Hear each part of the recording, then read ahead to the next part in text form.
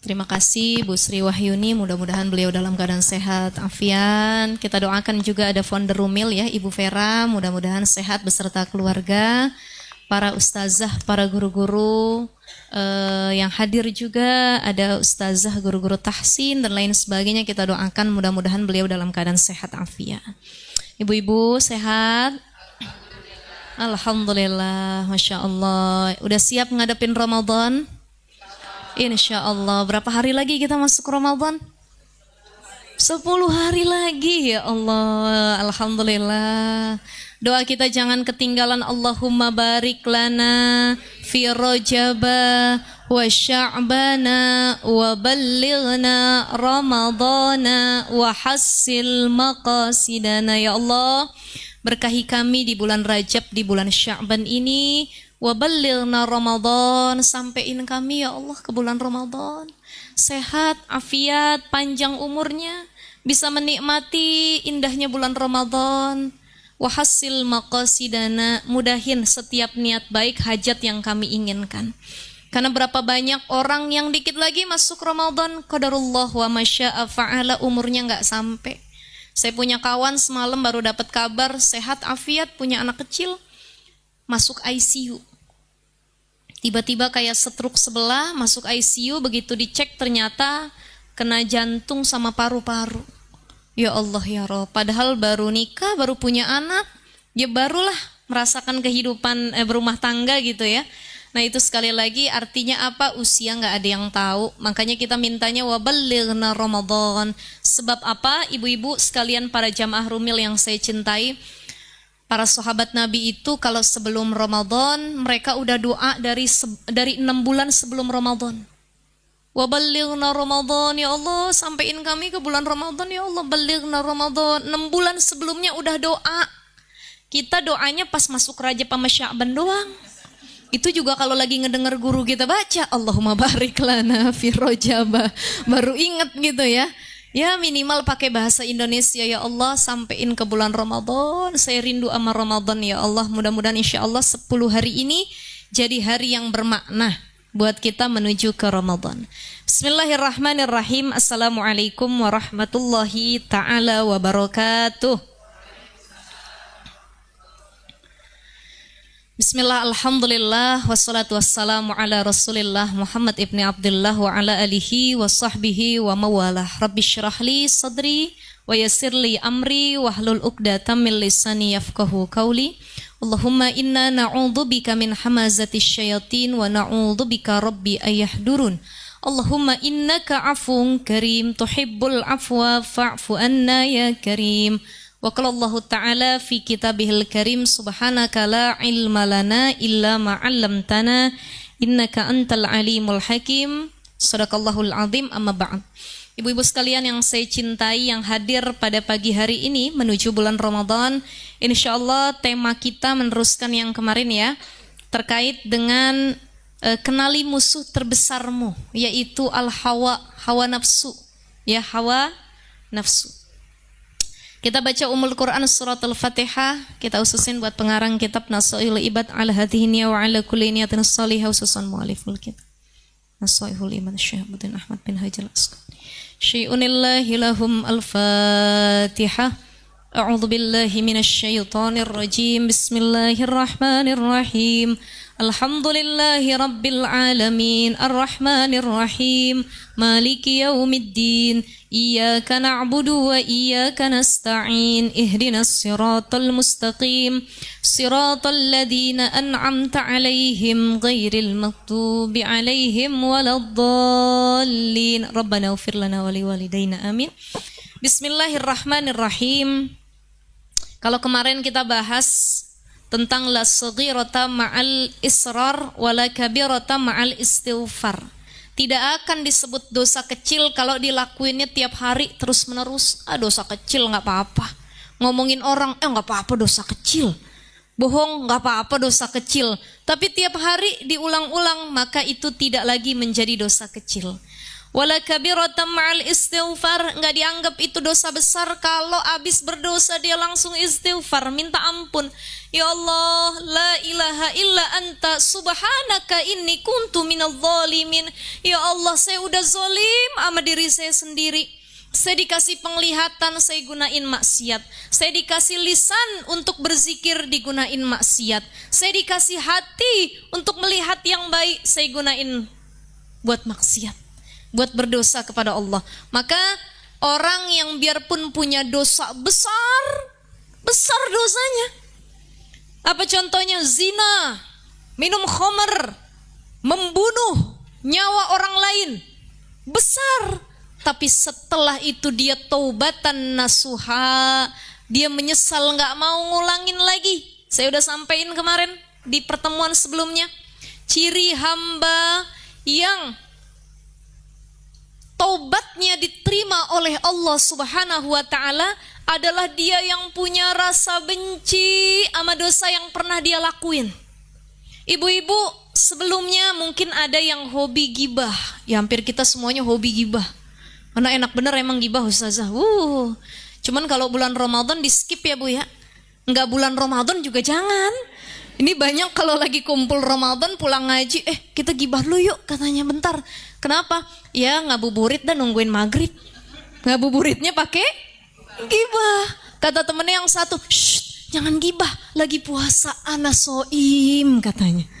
Ya tapi ini beneran fakta loh, ntar aja habis lebaran katanya. Kalau enggak ntar aja habis maghrib pas buka gitu ya. Nah ini maksudnya waktu berbuka, waktu maghrib itu bukan halal untuk bergibah, beda cerita. Maghrib itu halal yang tadinya halal kalau siang hari jadi haram, masuk maghrib jadi halal. Tempe halal, tempe halal. Lagi puasa, masuk maghrib halal. Istri sendiri halal. Kalau lagi puasa, kalau udah maghrib halal. Itu ada yang perkara halal kalau di tengah hari puasa jadi haram, tapi masuk waktu maghrib halal, halalun bihalalin. Boleh, halal silahkan. Ya, jadi begitu ibu-ibu sekalian.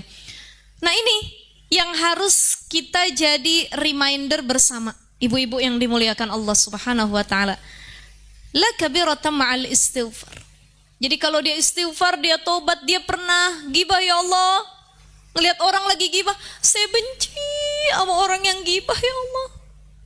Saya malu kayak ngelihat kelakuan saya dulu ya Allah. Dia punya rasa benci sama dosa tersebut, tandanya tobatnya diterima Allah. Ada orang zina hobi, gonta-ganti pasangan, tiap malam, tiap tempat dan lain sebagainya. Dia tobat dari zinanya. Dia ngelihat berita orang berzina, efek dari zina dan lain sebagainya. Dia bilang, ya Allah, saya benci sama orang yang berzina ya Allah. Saya kesel kalau lihat ada perzinahan. Saya kayak ngaca sama diri saya yang dulu, ya Allah saya benci ya Allah. Sampai nangis dia ngedenger ada berita perzinahan. Itu tandanya Allah terima tobatnya. Tapi kalau nggak ada rasa benci, kita masih suka biarpun udah istighfar berkali-kali. Ya Allah, tapi emang gibah tuh enak ya Allah katanya. Ya Allah, tapi emang ini enak ya Allah. Nah itu tandanya taubatan kita belum taubatan nasuha. Masih tobat sambel, pedas cocol lagi, udah masuk IGD baru. Ya Allah, saya tobat dari sambel ya Allah. Saya nggak mau nyobain lagi yang pedas-pedas, besok udah sembuh. Nggak apa-apa, orang udah sembuh kok katanya. Ini kan penyakit kita ya, dalam makanan, berdosa dan lain sebagainya. Maka ini kenali musuh terbesarmu, siapa itu? Hawa nafsu. Bismillahirrahmanirrahim. Wal maqalatus salisata asyarata. Makalah yang ke-13.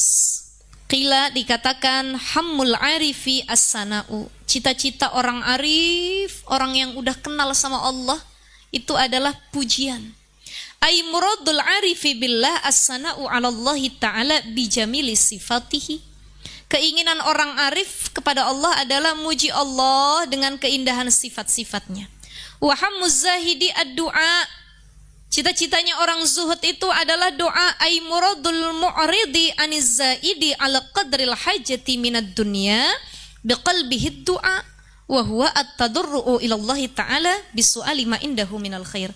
Jadi keinginan orang zuhud itu keinginannya berpaling dari yang melebihi ukuran yang dia butuhkan dalam perkara dunia. Saya udah bahas zuhud sebelumnya. Kalau ibu-ibu pernah hadir juga di sini atau mungkin via online pernah dengar tentang zuhud. Zuhud itu bukan meninggalkan dunia secara keseluruhan. Ibu-ibu anaknya nggak disekolahin, anak-anaknya nggak dikasih makan, suami nggak kerja, di dalam rumah aja berzikir, sholat berjamaah berzikir. Kata tetangga, bu nggak makan bu, nggak, kita lagi zuhud katanya. Bu anaknya nggak sekolah, kita zuhud dari dunia. Kalau itu namanya ngebunuh keluarga. Ya bu ya, jadi zuhud itu bukan meninggalkan dunia, bukan ngosongin dunia, bukan gak nyari nafkah sama sekali karena zuhud, bukan. Tapi zuhud itu di sini disebutkan hanya menggunakan dunia secukupnya, tidak melebihi kebutuhan. Maka ada dua, ada kebutuhan, ada keinginan. Ibu, bu, orang zaman sekarang pakai baju baru nggak tiap bulan mantengin live TikTok sama Shopee. Mana yang promo dia beli. Zaman dulu kan perempuan kalau belanja secara offline datang ada diskon 50%, padahal harganya 1 juta, diskon 50% 500.000. Cuman perempuan ini paling gak tahan ngelihat model diskon-diskon. Kadang-kadang akal kita suka kalah sama diskonan. Diskon kok. Ini perempuan kalau dia mau belanja, saya kasih contoh, ada 2 marketplace. Contoh si Tok tuh ya, sama si Shop gitu. Tok sama Shop. Kita mau belanja, kita bandingin harga. Mana yang dapat gratis ongkir sama potongan. Oh, ternyata si Shop dapat gratis ongkir, Tok enggak. Cuman kalau potongan gedean Tok nih. Itu perempuan cuman beda 1.000 sama 2.000 aja dia amatin. Dia timbang-timbang. Ya Allah. Nah bedanya, ini saya pernah dengar satu obrolan ya. Bedanya laki-laki sama perempuan kalau belanja di marketplace. Laki-laki itu kalau belanja, dia nyari harga yang murah, tapi dia akan bayar berapapun biarpun ongkirnya mahal. Berapa ongkirnya? 30.000, nggak apa-apa. Kalau ibu-ibu, dia akan cari baju dan perkara yang mahal, yang murah juga, dan dia akan teliti ongkirnya juga.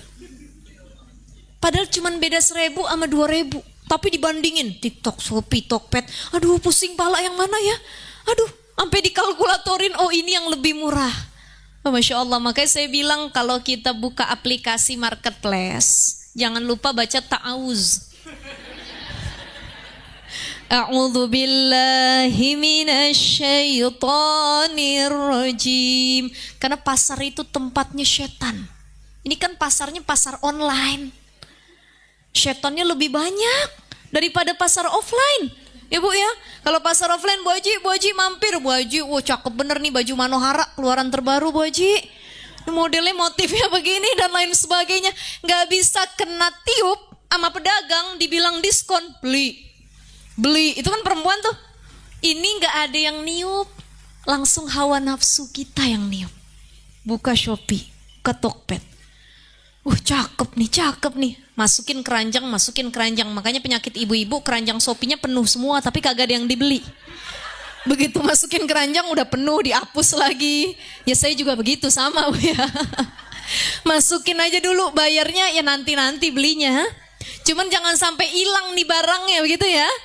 Begitu barangnya udah habis, ya Allah kenapa kemarin gak saya check out ya, katanya.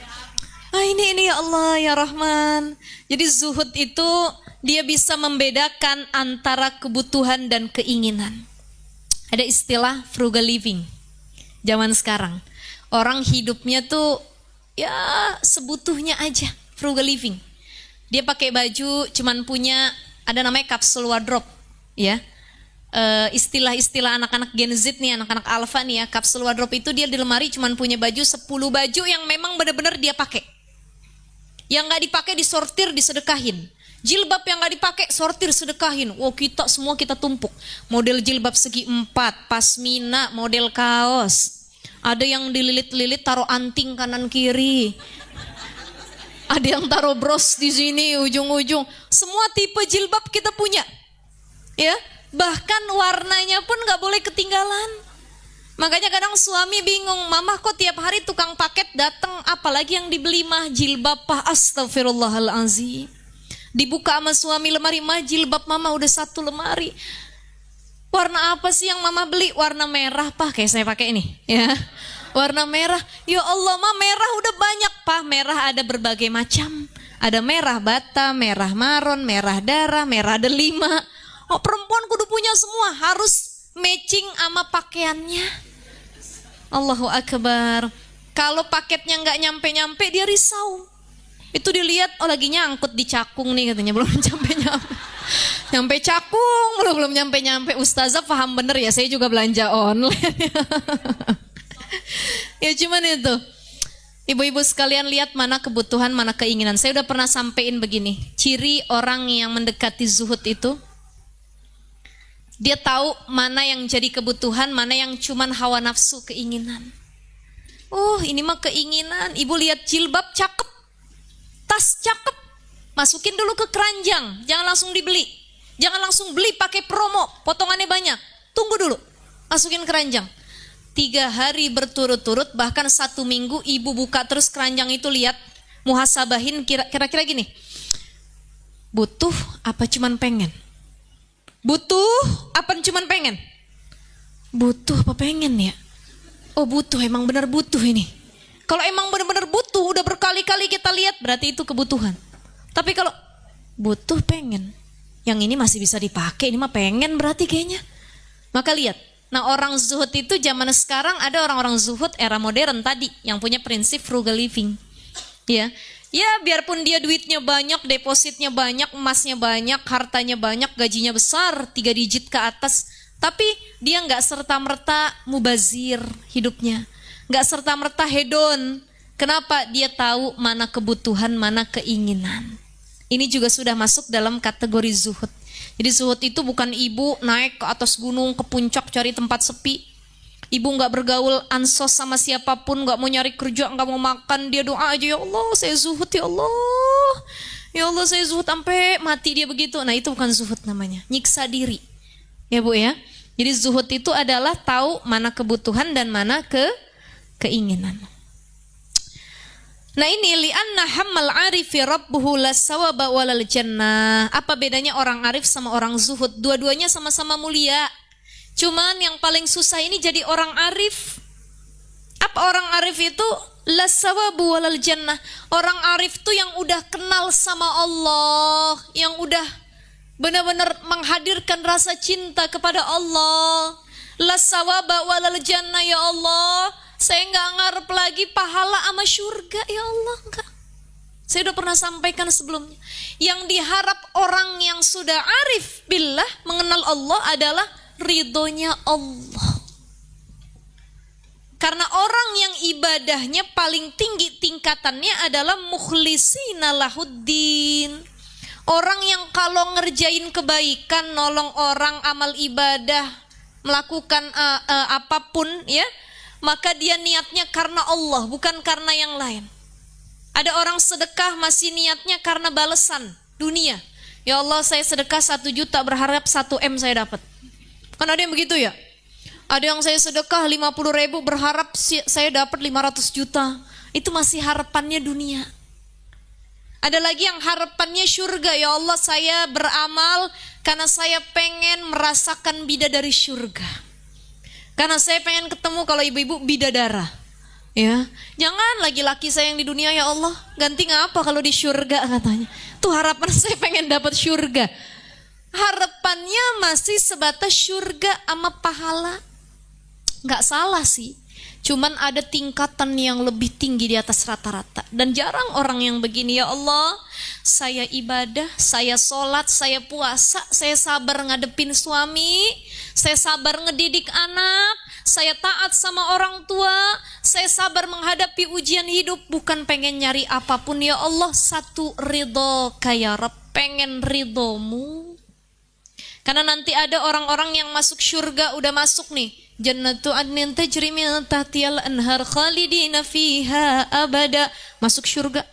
Oh, buah apapun tinggal metik, makanan, kenikmatan, kelezatan dia rasain. Tapi tiba-tiba para penghuni surga sedih, nggak tenang. Ditanya sama Allah, madza turidun? Kalian yang tinggal di surga udah dapat surga. Udah enak surga nih. Ya Allah, betah kalian di sini. Apalagi yang kalian mau? Kata Allah, madza turidun? Maka berkata para penghuni syurga, ridhaka ya Rabb. Kami pengen ridhomu ya Allah.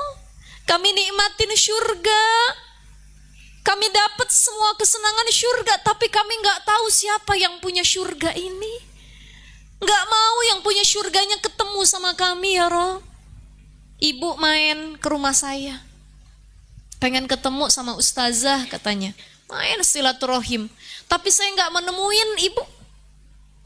Saya kasih makanan, minuman, makan siang. Ustazahnya mana? Nggak mau ustazahnya ketemu.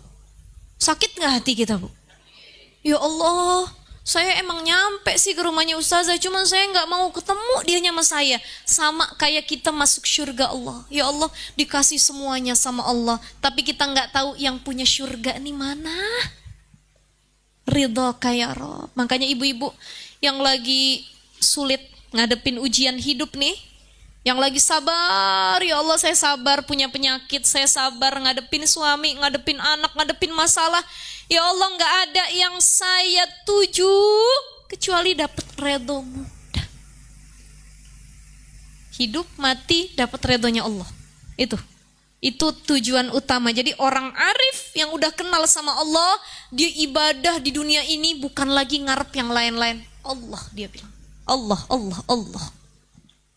Allah, Allah, Allah, Allah, malana maulan siwallah, kullama nadaitu yahu, qala ya abdi ana Allah. Itu ada syairnya, Bu, Masya Allah. Kita manggil Allah, Allah, Allah, Allah, malana maul. Ya Allah, kami gak ada apa-apanya kecuali sebaik-baik penolong kami Allah. Sebagaimana dalam kitab ini nanti disebutkan, kullama nadaitu yahu, setiap kami manggil mana Tuhan kami, mana Allah, maka Allah berkata, qala ya abdi ana Allah. Wahai hambaku nih, aku Allah. Sampai Allah mau ketemu sama kita, ana Allah, aku Allah, kata Allah. Nih, ya kesenangan dunia, syurga mah belum apa-apanya dibanding ketemu Allah. Makanya ada dua. Kita mau masuk bulan Ramadan. Farhatani, lisaimi farhatani. Ada dua kebahagiaan bagi orang yang berpuasa. Pertama, farhatun inda nutqi. Bahagia pas buka. Ya Allah, bahagianya bukan main ya Bu ya. Yang tadinya ditahan-tahan dari siang, lihat HP, buka handphone, ada iklan sirup, ada iklan es campur, makanan. Tuh biasanya kenapa kalau lagi puasa yang muncul makanan aja ya Bu ya. Sampai kita bilang pokoknya nanti jelang berbuka mau beli yang kayak gini nih katanya. Pokoknya nanti ada kayak gini nih, diembat semua. Akhirnya kenyang, terawihnya kagak, tidur habis maghrib. Ya Allah ya Rabbi, nih sering banget kita begitu. Ngeliat lagi puasa, begitu berbuka, ya Allah, Allahumma laka sumtu wa bika amantu ala rizkika aftartu birahmatika ya arhamar rahimin. Atau kita doa dhahabadh dhama'u wa batalatil uruq wa sabatal ajru insyaallah minum. Alhamdulillah, ya Allah nikmatnya buka puasa. Insya Allah, itu kebahagiaan pertama orang puasa tuh pas lagi buka. Wih, kan main deh nikmatnya. Makanya nyesel orang yang batal puasa di siang hari. Dia nggak ngerasain nikmatnya berbuka tuh, ya. Biarpun air putih rasanya sudah menghilangkan rasa penasaran dia untuk berbuka. Biarpun di depannya ada es cendol, es campur, es teler, semua dia jajarin. Tapi yang keminum cuman kurma sama air putih. Udah begah duluan perutnya ya Bu ya. Nah itu hati-hati. Yang kedua, wa farhatun 'inda liqa'i rabbi. Kebahagiaan kedua bagi orang berpuasa adalah mereka nanti ketemu sama Allah. Tadi puasanya ngarep redho Allah. Bukan karena dipuji sama manusia. Jadi kan ada puasa yang wajib Ramadan, semua kita ngelakuin. Tapi yang susah ini ngelakuin puasa sunnah. Apa puasa sunnah? Apa saja? Satu, pengulangan tahun Arafah, puasa Asyura, puasa Tasu'a, puasa 10 hari bulan Zulhijjah, puasa 6 hari di bulan Syawal. Ini namanya pengulangan tahun tiap tahun. Ya masih gampang kita kerjain. Ada yang kedua, takoruri syuhur, pengulangan bulan. Ayyamul bid 13, 14, 15. Masih gampang juga. Tiap tanggal 13 sampai 15 puasa. Ada lagi pengulangan minggu, Senin Kamis. Ini udah yang wah hebat nih orang kalau udah dawam Senin Kamis, tiap minggu dia puasa. Dan yang keempat adalah puasa Daud. Ini tingkatan rata-rata. Karena buat puasa Daud godaannya besar, Bu. Ibu-ibu hari ini puasa, besok buka. Begitu mau puasa lagi Bu Haji, besok arisan ya Bu Haji. Kabarnya ada empek-empek, gorengan, bakso Malang katanya. Dalam hati nggak jadi dah puasa, besok banyak makanannya gitu ya. Nah ini sulitnya kita. Nah itu, ada 4 puasa. Dan ada puasa yang diharamkan. Puasa apa yang diharamkan? Puasanya seorang istri bighairi izni azwajihinna, tanpa izin suami. Jadi kalau ibu-ibu puasa izin dulu sama suami. Kenapa? Takutnya siang hari suaminya punya hajat.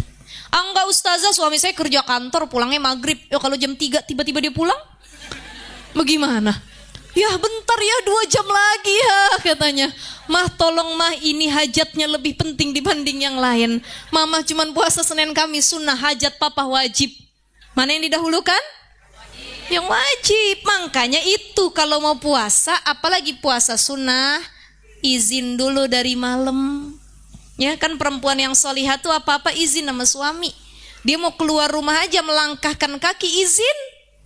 Izinnya bagaimana ustazah? Ada orang yang memahami perintah izin ini secara tekstual, geget. Ya, karena dibilang kata Nabi selangkah kaki perempuan keluar dari rumah harus dengan izin suami. Maksudnya apa? Kalau ke perkara-perkara yang tidak biasa. Ibu-ibu biasa jemput anak ke warung, izinnya dirapel dari pertama. Udah dikumpul, ayah pokoknya tiap pagi jam 7 mama izin ya antar anak. Jam 12 jemput anak. Kalau mama telat berarti anaknya minta jajan dulu. Ya. Nah itu sudah dari awal suami udah tahu aktivitas sehari-hari. Ada istri yang benar-benar Masya Allah memahami ayat ini dengan sebenar-benarnya. Dia teleponin suaminya. Ayah, papa lagi rapat di kantor, tolong dulu angkat. Kenapa? Angkat dulu, mama mau izin.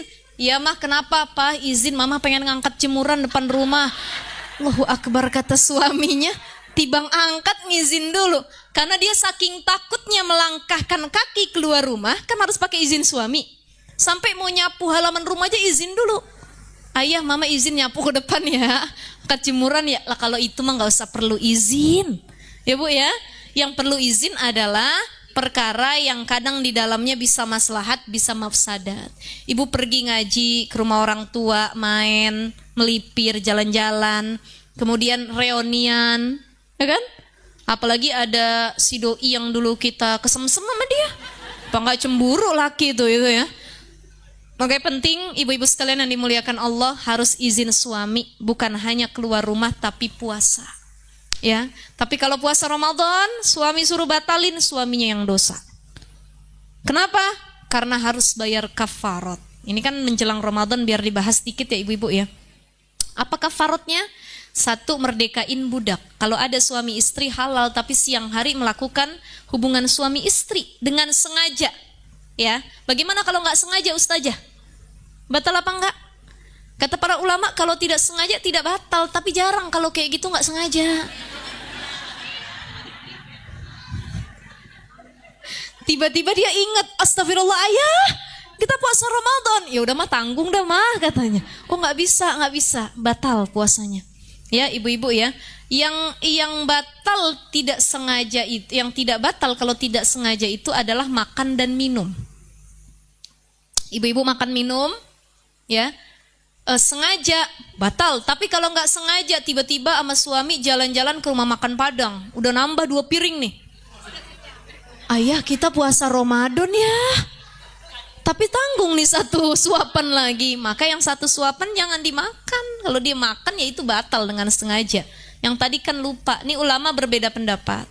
Kata ulama pertama, kalau makanannya sedikit itu nggak batal. Dia makan dengan tidak sengaja sedikit, nggak batal. Tapi kalau makannya banyak, batal. Saking laparnya ya nggak sahur mungkin. Yang kedua, pendapat kedua, mau banyak mau dikit nggak batal. Namanya orang lupa, nggak bisa disalahin. Kan orang lupa ya, betul ya. Tapi Tapi jarang kayaknya orang udah nambah nasi, nambah ikan, makan es cendol lagi, air teh manis lagi. Dia bilang dia lupa gitu ya, apalagi itu bulan suci Ramadan. Nah ini, jadi ibu sekalian itu perkara-perkara yang membatalkan puasa. Maka orang yang berpuasa tadi bahagianya karena dia buka puasa, menghilangkan dahaganya. Dan yang kedua adalah karena bertemu dengan Rabb-nya. Jadi keinginan orang arif itu cuman Tuhannya, cuman Allah. Bukanlah sawaba walal jannah. Enggak pengen pahala, enggak pengen surga. Ya Allah, aku enggak butuh surga sama pahala, kata orang yang udah kenal Allah. Aku cuman butuh engkau ya Allah. Tuh. Ya. Wa hammaz zahidi nafsuhu. Tapi orang-orang yang zuhud dunia, dia masih keinginannya tuh untuk memuaskan dirinya sendiri. Ai manfaatu nafsihi minas sawabi wal jannah. Jadi zuhud ini tingkatan kedua setelah orang arif. Kalau orang arif tujuannya Allah, kalau orang zuhud itu masih ngarep surga sama pahala. Ya Allah, saya nggak mau cinta dunia. Kenapa? Karena saya pengennya nanti kenikmatan surga. Ya Allah, saya nggak mau selelah ini mengejar dunia. Saya maunya lelah untuk mengejar akhirat, yaitu surga. Itu kata orang-orang zuhud, ya. Fafarriq baina man himmatuhul huru wa man himmatuhu raf'us sutur. Maka di sini dalam kitab ini disebutkan, bedakan ya himmatul hurur, orang yang cita-citanya dapat bidadari surga, sama orang yang himmatuhu raf'us sutur, dengan orang yang cita-citanya tuh melihat sir Allah, benar-benar jadi orang terdekatnya Allah. Bedakan ya. Dan berada di tingkatan arif tadi itu sangat sulit sekali. Jadi ibu-ibu, kita hidup ada dua yang harus diketahui oleh manusia dalam hidupnya. Pertama, ma'rifatullah. Dia mengenal siapa penciptanya, siapa Tuhannya. Jangan sampai dari kecil sampai tua, sampai bangkotan udah tua, nggak kenal Allah tuh bagaimana, masih mempertanyakan Tuhan kita beneran Allah nggak, masih ragu. Tidak. Pertama, ma'rifatullah, mengenal Allah. Yang kedua, ma'rifatul insan. Dia mengenal fungsi dirinya diciptakan. Wa ma khalaqtul jinna wal insa illa liya'budun. Ya Allah, saya diciptain sama Allah, tugasnya cuma untuk ibadah. Nyari nafkah niatnya ibadah. Taat sama suami niatnya ibadah. Didik anak niatnya ibadah. Ngajarin anak orang niatnya ibadah. Ngaji niatnya ibadah. Semua inti penghulunya, alur ujungnya adalah untuk ibadah. Ya, jadi itu ma'rifatullah dan ma'rifatun nas. Untuk mencapai ma'rifatullah, jadi orang arif tadi, ini nanti akan masuk ke syahwat ya ibu-ibu ya. Dua hal agar bisa nyampe ke tingkatan ma'rifatullah: sabar, ikhlas. Sabar, ikhlas. Sabar, ikhlas. Ya Allah, sabar saya ngerjain sholat nih ya Allah. Sabar. Jadi ternyata ciri orang yang, itu dalam kitab Riyadhus Shalihin disebutkan, ciri orang muhsinin di hadapan Allah adalah mereka yang kalau lagi sholat udah nunggu waktu sholat yang lain. Ibu-ibu sholat zuhur baru salam, assalamualaikum warahmatullahi wabarakatuh. Assalamualaikum. Ya Allah, rindu banget asar kapan ya Allah. Ih, soleha bener yang begini modelnya.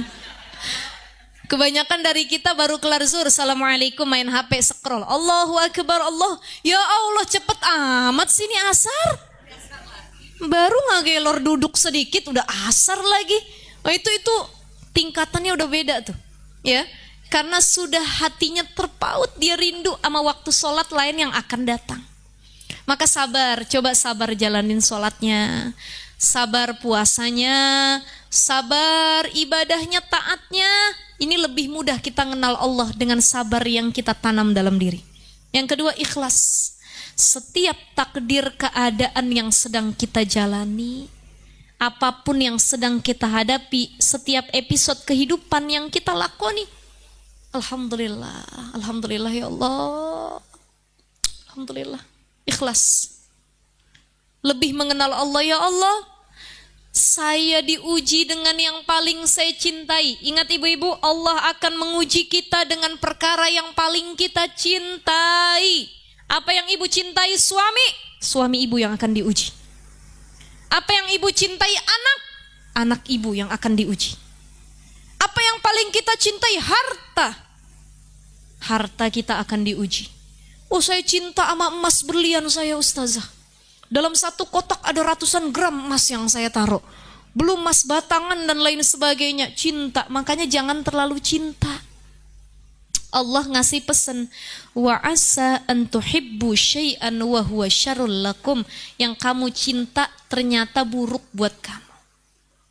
Yuk, mulai sekarang kita nafikan rasa cinta yang berlebih sama siapapun makhluk di sekeliling kita.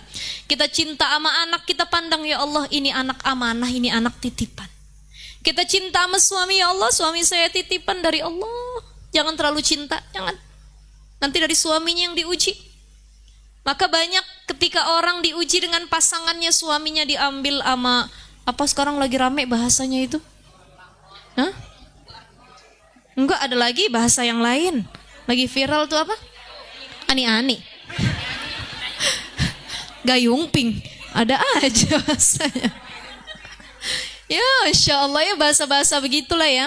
Ada yang diuji dengan hal-hal demikian. Ada suaminya meninggal. Ada saya punya jamaah, dia cerita, ustazah, saya dulu selama hidup rumah tangga, saya terlalu bergantung sama suami. Sampai saya punya kerjaan, saya berhenti. Ya saya, ya nggak apa-apa. Maksudnya dia pengen jadi istri solihah. Saya mendedikasikan waktu saya sepenuhnya untuk ngurus suami saya. Sampai saya nggak punya skill apapun, nggak punya. Karena saya berharap suami saya hidup saya gitu. Qadarullah suaminya meninggal. Gelagapan, ya Allah gimana? Saya nggak bisa hidup tanpa suami saya. Karena dia bergantungnya sama makhluk, bukan Allah. Dihianatin sama suaminya, sakit hati, ya Allah, diambil orang. Kenapa? Kita terlalu mencintai makhluk Allah. Sang penciptanya marah, kata Allah, kamu cinta banget sama makhluknya. Coba kamu lebih cinta sama aku. Tuh, makanya ikhlas. Ya, ikhlas ya Allah dengan yang saya jalanin saat ini. Alhamdulillah. Ini lebih mudah kita untuk mengenal Allah ya. Jadi tinggal pilih, ibu-ibu pengen jadi orang zuhud apa arif. Tapi mudah-mudahan kita sampai ke tingkatan arif tadi insyaallah ya. Wal maqalatur rabi'ata asyrata. Maqalah yang ke-14 an ba'dil hukama, dari sebagian orang-orang hukama, orang-orang bijak. Ai attiba'il qulub, yaitu mereka para pengobat hati, dokter-dokter hati. Wahum al-auliya, para waliullah. Man tawahhama anna lahu waliyan aula minallahi qalat ma'rifatuhu billah. Siapa saja mentawahama, siapa saja yang membayangkan annalahu waliyan, bahwasanya ia punya penolong yang lebih utama minallahi, dari Allah, qalat ma'rifatuhu billah, maka sedikit pengetahuannya tentang Allah. Artinya jarak kedekatan dia sama Allah tuh jauh. Kenapa? Dia merasa ada tempat bergantung selain Allah. Ada suami saya, ada orang tua saya, ada ini dan lain sebagainya. Dia lupa tempat bergantung paling utama Allah. Hasbunallah wa ni'mal wakil, ni'mal maula wa ni'man nasir. Hasbunallah wa ni'mal wakil, ni'mal maula wa ni'man nasir. Dulu guru saya bilang kalau setiap lagi sujud, banyakin doa ini di setiap sujud kita. Karena sujud itu adalah posisi paling rendahnya, kita merendahkan diri di hadapan Allah. Kita lagi minta tolong sama Allah. Hasbunallah wa ni'mal wakil, ya Allah, gak ada penolong untukku selain Engkau ya Allah. Ni'mal maula wa ni'man nasir, Engkau sebaik-baik penolongku ya Allah. Gak ada tempat curhat yang paling aman kecuali Engkau. Ibu curhat rumah tangga sama kawan bocor juga, sama keluarga bocor juga. Ada anak yang ngeluh, ustazah saya suka curhat kalau punya sesuatu sama emak saya. Emak saya suka ngomong kemana-mana. Ini penyakit emak-emak nih. Ya, ada dia niat untuk nikah. Belum sempat lamaran, emaknya udah ngomong ke sana kemari, anak saya mau nikah bulan depan. Akhirnya anaknya nggak jadi nikah. Hati-hati dengan ain. Jadi banyak perkara yang akhirnya nggak terrealisasi. Itu gara-gara kita banyak ngomong dan banyak bercerita kepada orang-orang sekitar, akhirnya mereka pandangannya hasad dengki. Makanya kalau punya niat baik, diem-diem baik, diem-diem aja.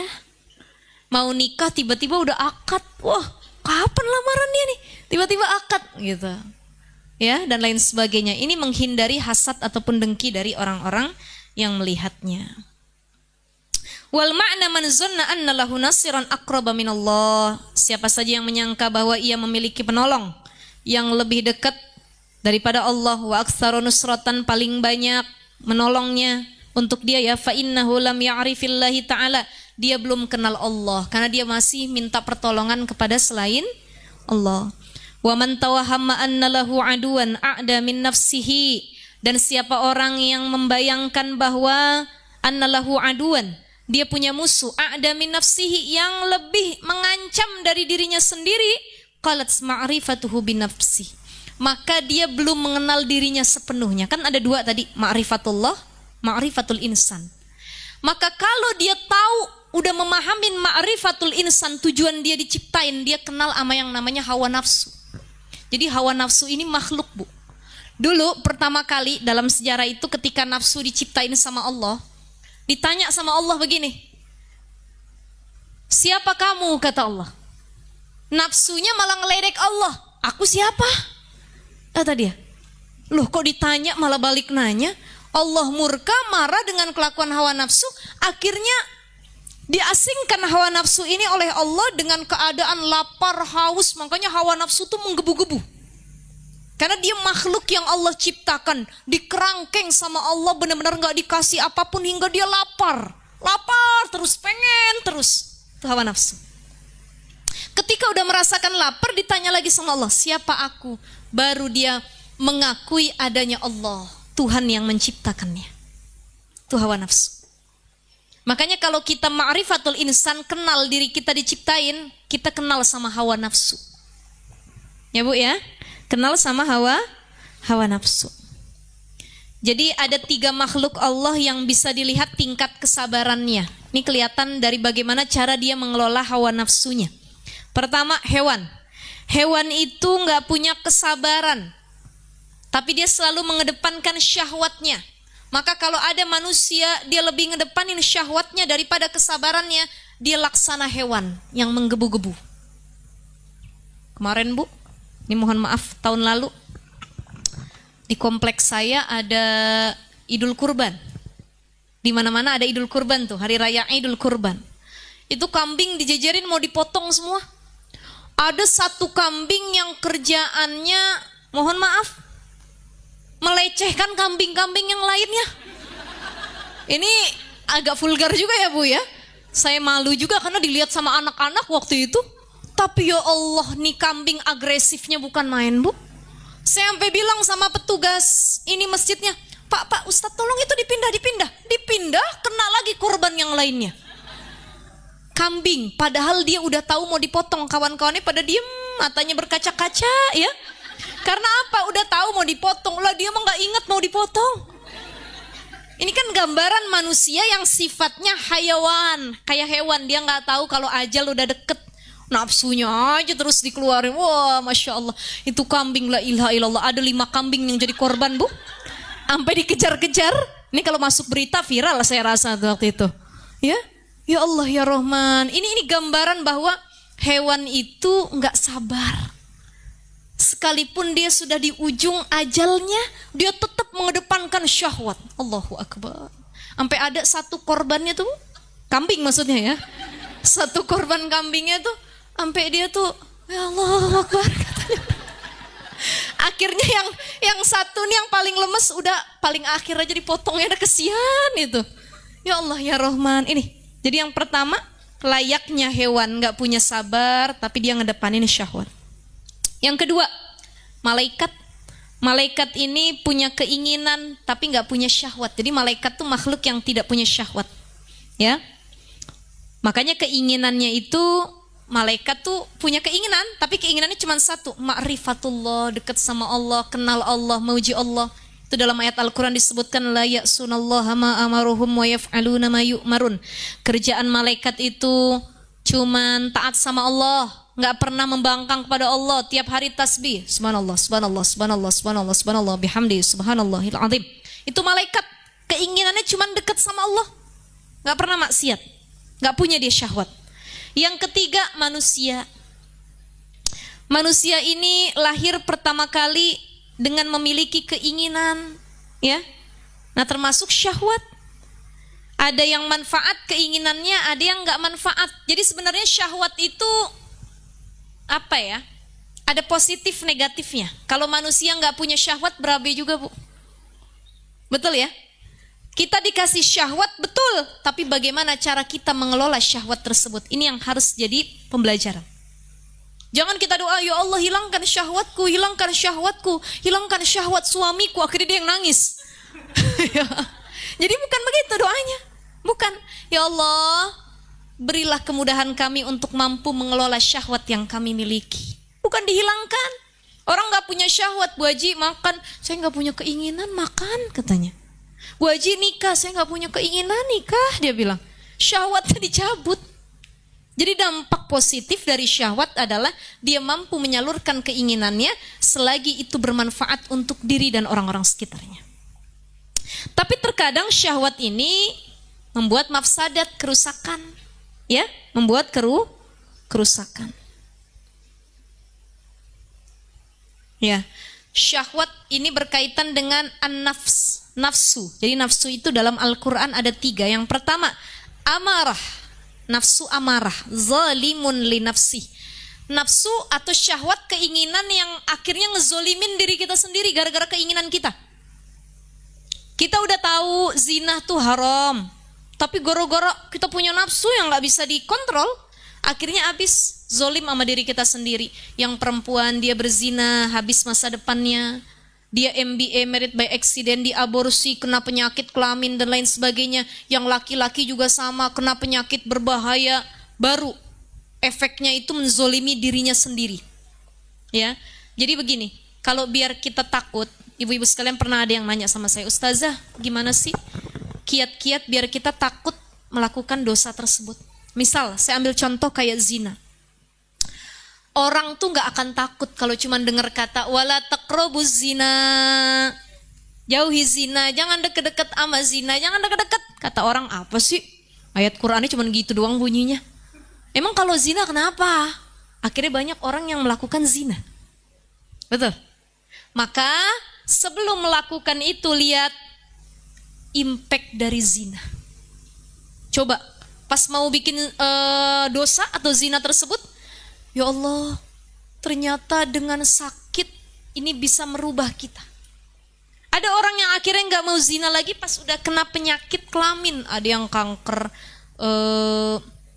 serviks, ada yang ya penyakit-penyakit yang lain dan lain sebagainya. Dia baru muhasabah diri, ya Allah, saya takut zina. Kenapa? Udah kena penyakit. Kalau belum sakit mah hayo terus. Nggak ada lampu merahnya. Kenapa? Nggak ada yang namanya peringatan. Udah kena penyakit baru dia tobat. Ya Allah, saya tobat kepadamu. Jadi jangan sampai kita udah kena penyakit baru tobat. Tuh, lihat impact dari perbuatan dosa tersebut. Amaroh zalimun li nafsi. Dia bikin dosa tapi masih punya iman. Ini orang yang melakukan dosa karena tadi nafsu amarohnya, syahwat yang nggak terbendung, dia masih bisa masuk surga kalau dia tobat sebenar-benarnya. Ya. Yang kedua ada nafsu lawamah, muktasid, tengah-tengah nih. Ya. Lawamah, nafsu muktasid, nafsu lawamah, muktasid, dia orang yang tengah-tengah, bukan amaroh, tapi dia lawamah. Biasanya orang yang tingkatan nafsunya lawamah itu, dia bisa mengendalikan nafsunya dengan cara punya ilmu, pengetahuan. Dia ngaji. Dia udah di tingkatan ngaji. Kalau orang yang amaroh, nafsu amaroh itu, yang udah menzolimi dirinya, dia gak pernah ngaji. Dia gak tahu hukumnya zina, dia gak tahu hukumnya minum khamr, dia gak tahu hukum nyolong ke orang lain. Karena dia gak punya ilmu, udah nafsunya diteruskan aja gitu. Yang kedua adalah mereka yang muktasid lawamah. Mereka ngaji, ya Allah, saya punya syahwat, ya Allah. Ya Allah, tapi saya tahu hukumnya begini. Nah, biasanya yang menjaganya itu adalah ilmunya. Yang ketiga adalah nafsu mutmainnah. Ya ayatuhan nafsul mutmainnah, irji'i ila rabbiki radiyatan mardiyah, fadkhuli fi ibadi wadkhuli jannati. Itu ada dalam Al-Quran. Wahai nafsu yang tenang, tenang nafsunya nih, mutmainah.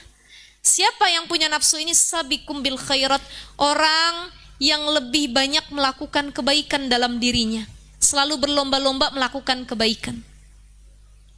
Ini yang begini biasanya para nabi masuk surga tanpa hisab, mutmainah, tenang jiwanya tuh nggak gebu-gebu. Bu, ibu, halo, masih hidup nih? Ini gara-gara syahwat itu kadang-kadang begini. Pernah kalau kita punya keinginan menggebu-gebu, pernah nggak ngerasain dak duk dak duk dak duk dak duk? Pernah ya? Banyakin istighfar. Astagfirullahaladzim. A'udzubillahi minasyaitonirrajim. A'udzubillahi minasyaitonir. Ini lagi menggebu-gebu nih dalam hal apapun. Jadi syahwat itu gambarannya banyak. Lihat, kenali syahwat kita. Syahwat itu bukan cuma keinginan untuk berzina, bukan. Tapi makan berlebihan itu juga syahwat. Ya, melakukan sesuatu berlebihan itu juga syahwat. Maka jihad terbesar kata Nabi SAW apa? Al-mujahadu man jahada nafsahu lillah. Orang yang disebut berjihad sejati adalah dia yang mampu memerangi hawa nafsunya. Bukan merangin orang lain, tapi dia harus punya PR merangi hawa nafsunya dulu. Karena ini musuh paling besar yang harus diperangin, hawa nafsu kita. Ya Allah, sulit banget merangin hawa nafsu ini, ngebunuh hawa nafsu yang ada. Meredam hawa nafsu yang ada, mengontrol hawa nafsu itu sulit. Ya, ibu-ibu sekalian ya. Makanya ibu-ibu sekalian yang dimuliakan Allah Subhanahu wa taala, ada beberapa hal agar kita bisa mengontrol syahwat kita. Kita udah kenal syahwatnya, terus kita kontrol syahwat kita. Ya. Berkata Syekh Abdul Wahab Asy-Sya'rani, kata Syekh Abdul Wahab Asy-Sya'rani ada dua hal yang mampu mengendalikan hawa nafsu kita. Pertama, melalui puasa. Alhamdulillah, Ramadan udah dikit lagi. Makanya orang kalau bulan Ramadan soleh-soleha semua. Yang tadinya kagak pernah ke masjid, dia ke masjid. Yang tadinya nggak pakai jilbab, dia pakai jilbab. Ya Bu ya? Yang tadi dia nggak puasa, puasa.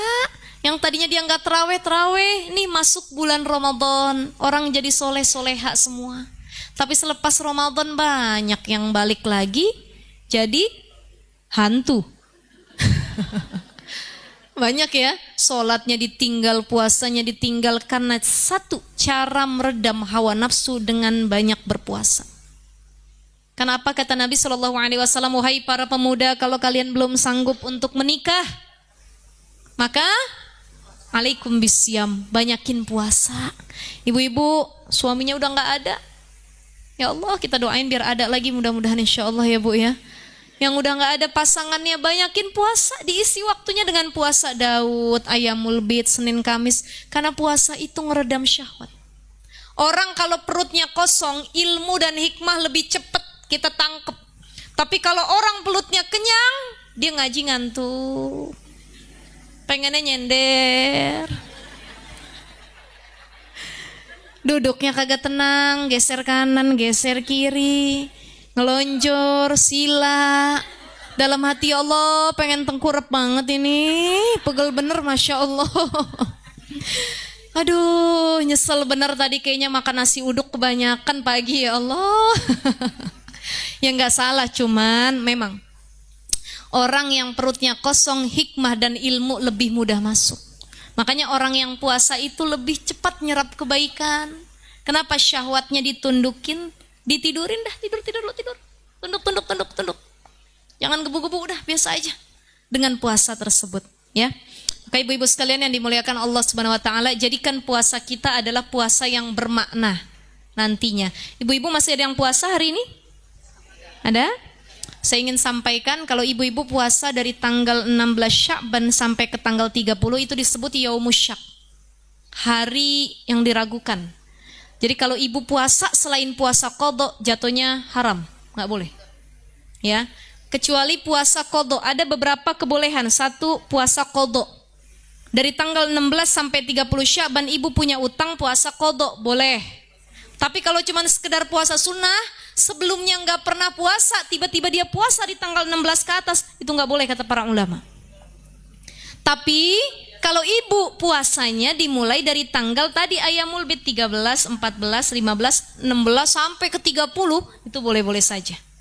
Atau yang ketiga, ibu punya kebiasaan puasa termasuk masuk Sya'ban ini, ibu sering Senin Kamis. Nyampe 30 Sya'ban, Senin Kamis tetap boleh dilakuin. Yang haram itu kalau dia Senin Kamis nggak pernah, Ayyamul Bid nggak pernah, puasa qadha, bukan tiba-tiba dia pengen puasa doang. Nah itu yang disebut dengan yaumus syak, hari yang diragukan. Jadi kalau ibu masih punya utang, ya ibu-ibu sekalian ya, masih punya utang, silahkan bayar hutangnya mumpung masih ada berapa hari lagi bulan Sya'ban. Ya, seperti itu ya. Terakhir, yang kedua, agar kita mampu mengendalikan nafsu kita adalah mengurangi tidur. Apa Bu? Mengurangi. Kata Syekh Abu Hasan Al-Azaz rahimahullah, beliau pernah mengatakan gini, ada 3 hal yang harus kita ingat. Kita tidak akan makan kecuali sangat lapar. Kita tidak akan tidur kecuali ngantuk banget. Kita tidak akan berbicara kecuali yang dibicarain emang perlu. 3 yang harus diingat. Makan saat lapar banget. Kalau kita makan sebelum lapar, kagak berhenti walaupun udah kenyang. Betul ya? Nambah lagi, udah begah, udah pengap nih, nyesek nih. Tapi enak sambelnya nih katanya. Cocol lagi, tambah lagi. Nah ini ajaran para ulama, para nabi adalah makanlah ketika sudah sangat lapar, berhentilah kalau sudah sebelum kenyang, kalau bisa sebelum kenyang udah berhenti. Yang kedua adalah apa tadi? Tidak tidur kecuali sudah sangat ngantuk. Jadi waktunya lebih banyak dipakai ibadah. Dan yang terakhir adalah tidak akan berbicara kecuali yang dibicarain emang perlu banget. Kalau nggak perlu banget dipikir-pikir, nyakitin apa enggak ya, cocok apa enggak ya, sampein enggak ya, nggak usah deh, jangan deh. Tuh orang yang cerdas kalau ngomong mikir dulu, nyampein enggak ya, jangan dah, jadi masalah nanti. Tapi kalau orang yang kurang cerdas, dia ngomong dulu baru kepikiran, ya Allah tadi saya salah dah ngomong kayaknya ya. Ya Allah kagak enak banget nih, udah terlanjur diomongin gitu. Jadi pikirin dulu baru ngomong, jangan ngomong dulu baru mikirin. Mengurangi tidur. Kata Nabi SAW gini, akhsya ma khosyitu ala ummati. Ada 3 hal yang aku takutin nanti kejadian sama umatku nih. Apa saja? 1, kasrotun naum. Banyak tidur mulu. Pelor, asal nempel, molor. Baru begini tidur, nonton tidur, semua tidur, ngaji tidur, Masya Allah. Ini kata Nabi yang paling ditakutin. Umatnya jadi kasrotun naum, tukang tidur. Yang kedua, kibarul batni. Umat Nabi perutnya pada besar. Langsung pada ngecek perut. Besar apa enggak ya? Tapi besar perutnya bukan karena emang besar gitu, bukan. Kibarul batni di sini maknanya dia banyak makan perkara yang haram. Masuk ke dalam perutnya, besar perutnya karena menampung perkara yang haram. Zat yang haram, nih kata Nabi, kibarul batni, tomak, rakus, semua dipengenin. Bu, ibu, apa hukumnya ngantongin kue dari pengajian?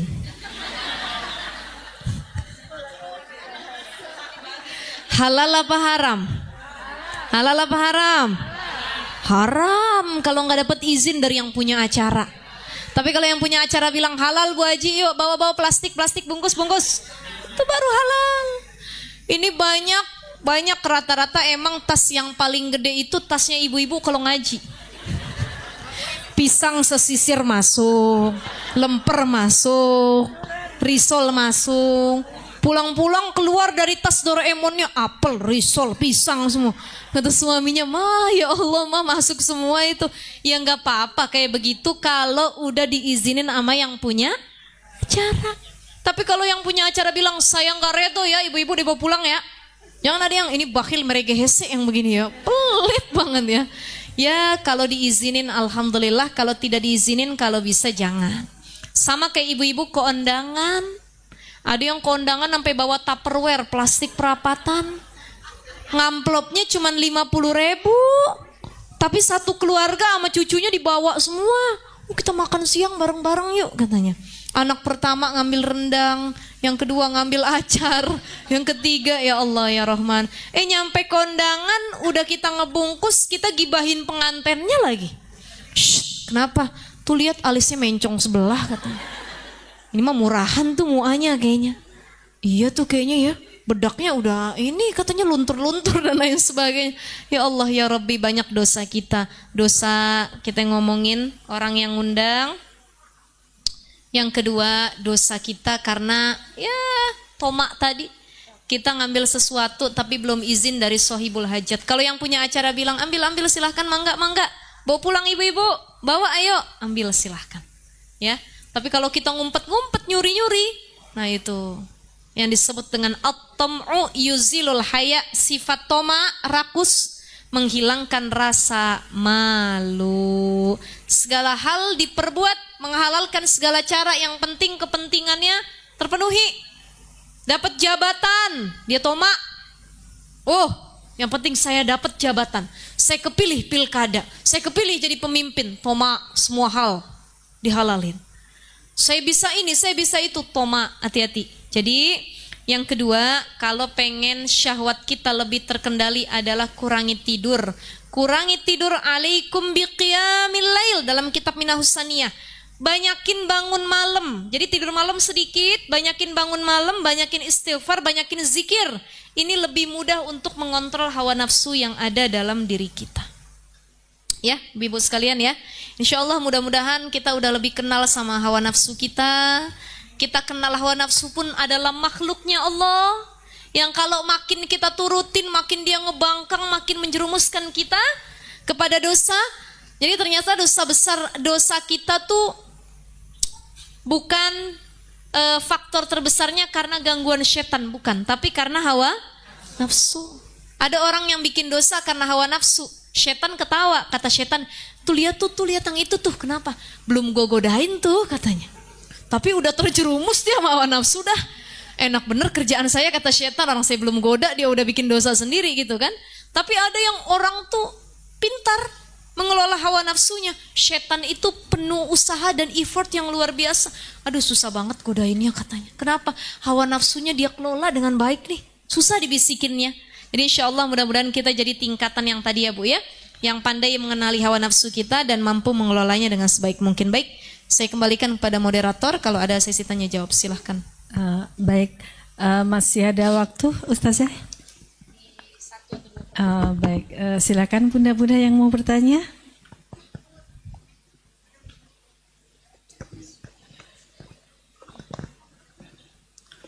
Assalamualaikum warahmatullahi wabarakatuh.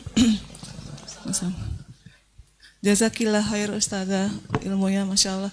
Ini Ustazah untuk mengenali musuh terbesar itu kan tadi Maghribatul Ihsan ya Ustazah.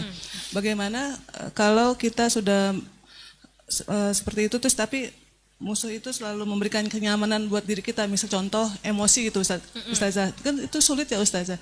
Kalau kita belum keluarin itu kayaknya kurang puas gitu, masih nggak nyaman gitu. Itu bagaimana untuk memeranginya Ustazah? Itu pertama ya Ustazah. Kedua ini Ustazah. Tadi Ustazah bilang puasa itu agar kita mengharap ridho Allah.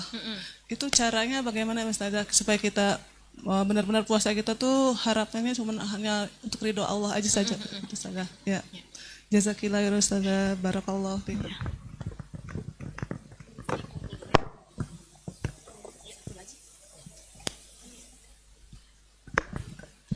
Assalamualaikum Ustazah. Waalaikumsalam warahmatullahi wabarakatuh. Pertanyaan saya satu aja nih Ustazah.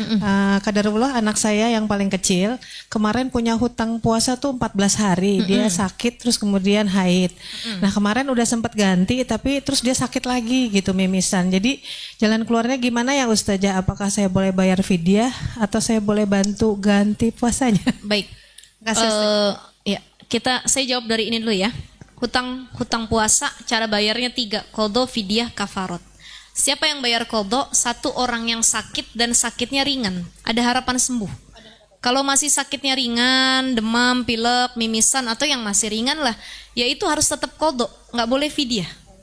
Nggak boleh fidyah. Jadi harus tetap Qadha gitu. Kemudian siapa lagi? Orang yang musafir dalam perjalanan, ibu-ibu mudik nanti di perjalanan, makanya cari waktu mudiknya malam. Jangan sengaja siang hari biar kagak puasa udah. Ya tapi tetap walaupun boleh nggak berpuasa, ibu harus qadha, ganti. Yang ketiga siapa? Yaitu orang yang muntah dengan sengaja, orang yang membatalkan puasa dengan sengaja, orang yang haid nifas, maka dia harus mengqadha puasanya. Nggak boleh bayar fidyah, tapi qadha. Yang kedua bayar fidyah. Siapa yang bayar fidyah? Satu, syuyukh. Orang tua renta yang udah payah, udah nggak bisa puasa lagi, jangan dipaksa, udah nggak bisa itu. Dikhawatirkan kalau kita suruh puasa malah meninggal nanti. Ya, maka yang tua renta ini cukup bayar fidyah, nggak perlu qadha. Siapa lagi yang wajib fidyah? Orang yang sakit dan sakitnya berat, nggak ada harapan sembuh.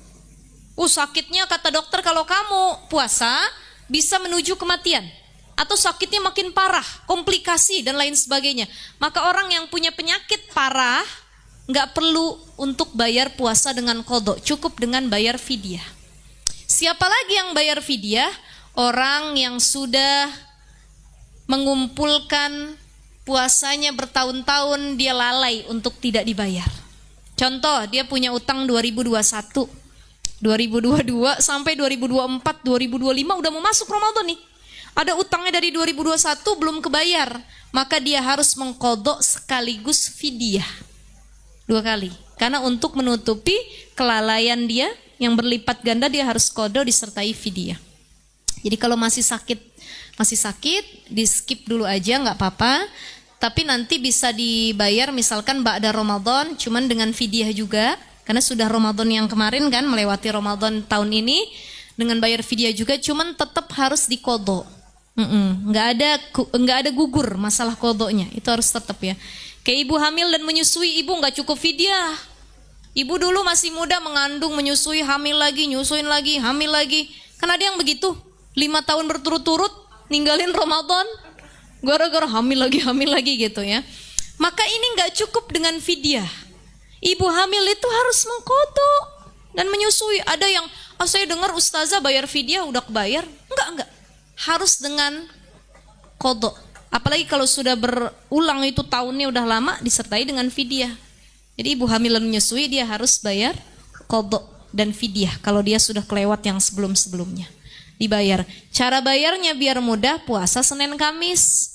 Pahalanya dapat, tapi diniatinnya puasa qadha gitu. Atau puasa Daud atau puasa Ayyamul Bid. Itu ya Ibu ya. Nah, ini yang kedua terkait bagaimana agar puasa kita mengharap ridha Allah. Ya tadi bukan karena, pokoknya niat ngarep ridha Allah tuh tujuannya bukan pengen dipuji manusia. Ya. Ibu udah biasa Daud ya. Masya Allah, ibu mah emang soleha. Gimana sih bu kiatnya Daud? Dalam hati timbul, iya dong, saya mah ahli Daud dan lain sebagainya. Itu bukan lagi karena Allah, udah ghayatun nas, tujuannya manusia. Maka dia puasa, mau itu Ramadan mau puasa sunnah, niatnya karena Allah. Ya Allah, saya nggak harap pujian manusia, saya nggak harap apapun, karena niat saya berpuasa mengendalikan hawa nafsu, mendekatkan diri kepadamu, nyari redomu ya Allah, gitu. Pokoknya niatnya karena Allah itu tatkala kita udah nggak ngarep yang lain-lain lagi kecuali satu, Allah. Ya. Dan bagaimana hawa nafsu ini kadang-kadang udah dikendaliin, betul ya Bu ya? Udah dikendaliin tapi tetap aja. Ya namanya hidup ya Bu ya, harus ada tantangannya. Kalau mulus aja namanya bukan hidup. Apa kayak ada peribahasa tuh, namanya juga hidup banyak masalah katanya. Kalau banyak cucian namanya laundry. Dan lain sebagainya. Artinya gini, kita punya sifat marah. Marah ini paling susah dikendaliin. Betul ya? Ada orang, ini saya baru sampein tadi, saya kajian sebelumnya di Al-Hamidiyah situ. Marah itu ada beberapa tingkatan. Satu, kurhun. Kurhun itu marah yang paling elegan, marah yang paling bijak, marah yang tidak menyalahi aturan Allah. Sebutkan itu dalam Al-Quran, kurhun. Wahuwa kurhun lakum. Kurhun itu elegan. Ibu tahu ini enggak Bu? Lagi rame parenting Nikita Willy. Ya, Nikita Willy itu kalau ngadepin anaknya kan lembut ya. Anaknya mecahin ini. It's okay nak, it's okay. Gak apa-apa ya nak ya, it's okay nak. Oke. Saya yakin ibu di rumah kayak gitu juga pasti. It's okay, nah, it's okay. Sama suami, it's okay papa, it's okay, nggak apa-apa gitu ya. Itu namanya kurhun. Kalau dia aja bisa, masa kita yang ngaji nggak bisa sih? Ya kan Bu ya? Marah tapi adek, nono ya dek ya. Nono sayang, nono. Nggak boleh ya sayangnya marah, tapi marahnya masih lembut. Itu kurhun. Ada naik, ada turun bukan naik. Turun ke tingkatan kedua, namanya suhtun. Suhtun itu marah yang mulai menahan gigi gerahamnya, greget, tapi masih elegan. Anak tantrum tengah jalan, pulang kagak lu, pulang, cubit nih. Pernah gitu kan? Pulang. Sampai menahan gigi gerahamnya, ini namanya suhtun. Ada lagi turun, namanya gotbun. Wow, gotbun udah mulai kelepak, nyubit, wah itu gotbun. Sudah mulai menyalahi aturan Allah. Dia nggak lagi bisa mengontrol marahnya. Kalau tadi tuh apalagi yang tingkatan kurhun, dia tarik nafas tuh. A'udzubillahi minasyaitonirrajim. Astagfirullah. Nak, nono ya sayang ya. Nono. Saya juga sulit begitu ya. Tapi yuk kita coba bareng-bareng ya Bu ya. Kok orang lain bahkan artis aja bisa, masa kita nggak bisa sih ya. Kalau yang kedua, A'udzubillahi minasyaitonirrajim. Adek, Allahu Akbar. Nah itu. Tapi yang ketiga udah mulai nggak bisa nahan gigi gerahamnya, udah nggak bisa. Kelepak, cubit, ditarik, sini. Kamu ya. Nah itu udah mulai gotbun. Dan di tingkatan gotbun ini banyak yang hilang akal. Anaknya digebukin, mana ada video, Viti anaknya berantem, ya, digebukin sama emaknya bolak-balik, anak perempuan tuh, ya Allah. Ya kita ibu-ibu pernah juga mungkin nyubit anak, mukul anak, habis itu kita nangis sendiri. Ngeliatin anak kita, ya Allah nak maaf ya nak, gak sengaja. Cuman tadi ngeselin banget emang nak, gitu ya. Itu gotbun. Nah ada tingkatan paling hina lagi. Namanya laknatun. Udah main fisik, maki-maki lagi. Doa ini yang kagak baik, marah sama anaknya. Ya Allah mudah-mudahan besok hilang kamu ya. Dicolong kamu sama orang, kamu biar aja. Hilang kamu biarin. Akhirnya anaknya hilang doa emaknya. Jadi doanya sudah yang buruk, laknatun. Maka tadi memanage rasa marah, ta'awuz, a'udzubillahi minasyaiton. Nafsunya lagi menggebu-gebu, setan yang ngebisikin, ngembusin, bukan ngembus nih, setan ngipas. Apa. Dah, a'udzubillahi minasyaitonir. Tarik nafas. Kalau lagi diri, duduk. Lagi berantem sama suami, duduk suami, duduk Pak, duduk. Udah duduk masih berantem, telentang. Udah telentang masih berantem, hah? Selimutan. Ambil air wudhu, karena air wudhu itu bisa menghilangkan kemarahan. Udah wudhu ustazah masih marah juga, ya siram dah kalau gitu dah. Sholat sunnah wudhu 2 rakaat, banyakin minta ampun sama Allah. Insya Allah itu cara-cara meredam kemarahan kita ya. Intinya tantangan tetap ada, cuman kita yang pembiasaan itu insya Allah mulai bisa kita laksanakan. Baik ibu-ibu, karena sudah jam 12, kita baca Ummul Quran suratul Fatihah. Kita minta sama Allah, ya Allah ampuni dosa kami ya Allah. Menjelang bulan suci Ramadan ini ya Allah, terima amal baik kami, sehatkan badan kami, panjangkan umur kami, jadikan kami hamba-hamba yang solihah ya Allah. Hamba-hamba yang taat, yang takwa, yang pandai mengelola syahwat yang ada dalam diri kami ya Allah. Nastaghfirullahaladzim, nastaghfirullahaladzim. A'udzu billahi minasyaitonir rajim. Bismillahirrahmanirrahim. Alhamdulillahi rabbil alamin, hamdan syakirin, hamdan na'imin, hamdan yuwafi ni'amahu wa yukafi mazidah. Ya Rabbana lakal hamdu kama yanbaghi li jalali wajhikal karim wa 'azimi sultanik.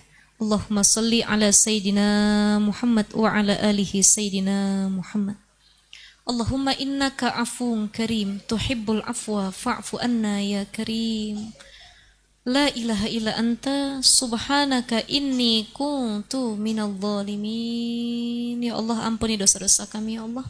dosa yang disengaja ataupun dosa yang tidak disengaja ya Allah, dosa kami, dosa pasangan kami, dosa anak cucu keturunan kami, dosa kedua orang tua kami, dosa guru-guru kami ya Allah, dosa kerabat-kerabat kami.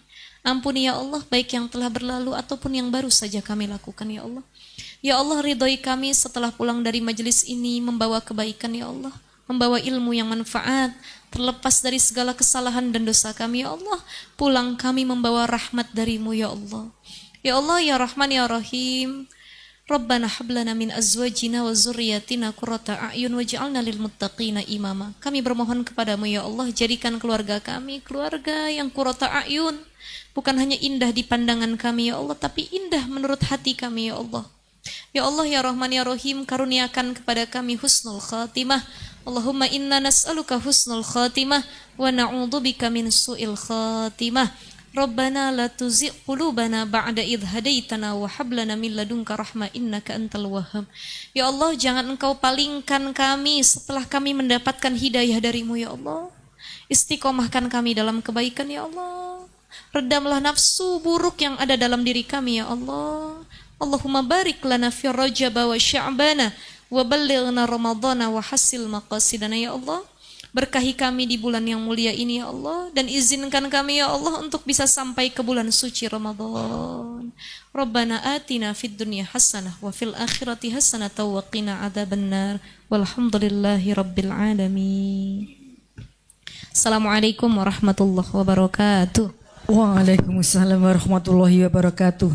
Jazakillah khair Ustazah. Masya Allah, bagus sekali kajian kita pagi ini.